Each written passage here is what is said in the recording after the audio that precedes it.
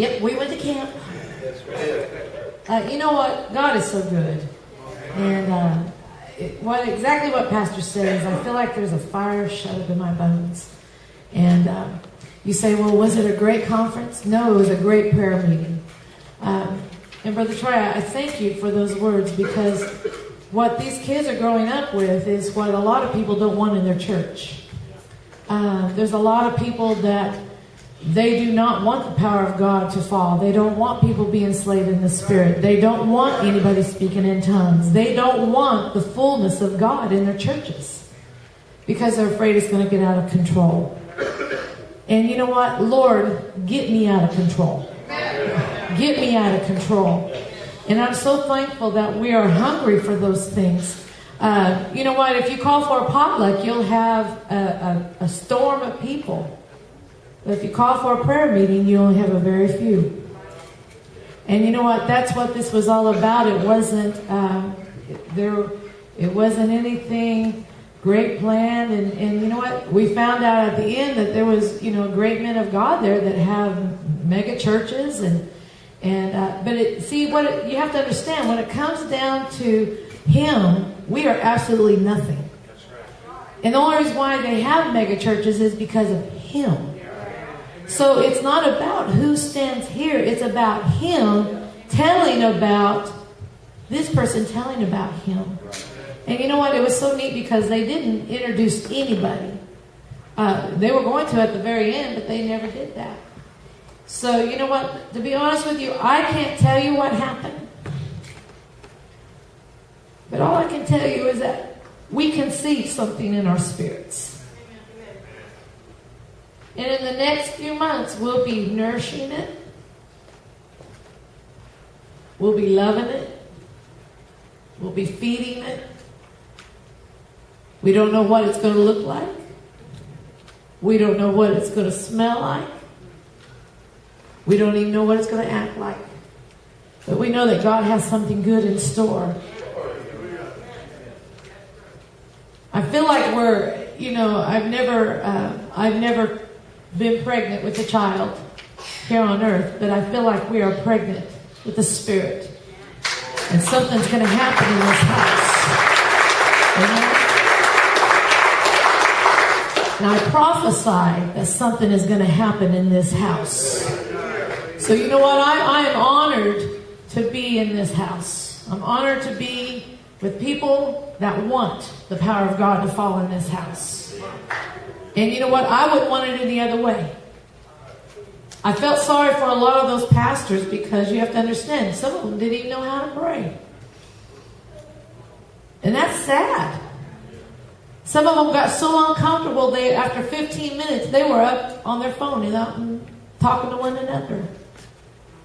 But to just be able to fall on your face before the Lord and to see what He has in store. I encourage you, I know Pastor gave you guys a challenge to start praying daily. And I challenge you to continue that, because God is doing something, and it's starting in us, but if you want it, you can have it too. Amen. I'm excited. Amen.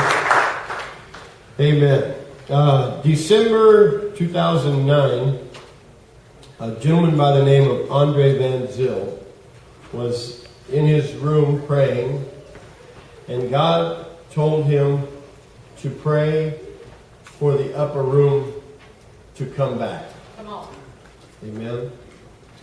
And he didn't know what that meant, and he went to Acts chapter 1 and chapter 2, and God showed him that it was the spirit of prayer that has pretty much, like Elvis, left the building. And God showed him that when the spirit of prayer is brought back to the house of God where it belongs, amen, that there is going to be an outpouring like Joel talks about in chapter 2. Amen? So that was in December. Well, in June, I received a call from Sandy Glee. You know her as Stone Throwers or Joy the Lord. who said, there is a gentleman by the name of Andre Van Zyl who would like to speak with you concerning the upper room.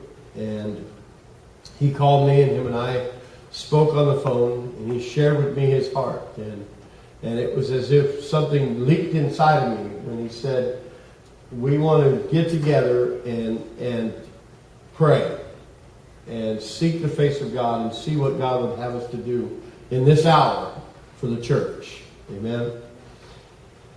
So when we went to Dallas, this was not a prayer. This was not a conference. There wasn't no keynote speakers. There wasn't any headliners, anything like that. The only headliner was Jesus Christ. Amen. Amen. And we came there to see Him and to see His face. For Friday night, we got there. We had dinner together, and about 7:30, we went into the sanctuary, and began to pray until around midnight, about 11:30, I guess. We just sought the Lord and just laid on our faces before God and just began to pray. Saturday morning, we got up, and some of us ate, some of us didn't eat, but we went back to the church and began to pray around 9 o'clock. We prayed till around 12:30 or 1 o'clock. Went and had lunch, and he said, this was what concerned me, folks, and because there was a lot of leaders there. And what concerned me was, he said before we left, he says, how many would like to come back at 5 o'clock and pray before we have dinner at 6:30? And just a handful of us raised our hands, and we wanted to come back and pray. And I thank God that I was there, because Lori and I, we came, and I didn't have to ask for anybody to invite me to come and pray. I went in and fell on my face before God. We prayed till around 6:30, and God moved in a great way, a miraculous way that night. We went and had dinner, and then the 30 or so people that were there sat around in a room and just talked about what this upper room thing is going to look like. Amen. Now I want you to know something, folks. I don't know where God is taking us. I truly don't. But it's similar to the experience that we had with Tommy Tinney, because here Lori and I are the only people from the West Coast. Everybody else is from the Bible Belt. They're from Florida, Ohio, Louisiana, South Carolina, South Africa, Georgia. There are people from all over the country in the eastern states, or the Midwest and the eastern, Texas, Oklahoma, in the Midwestern and eastern states. And we're the only ones from California.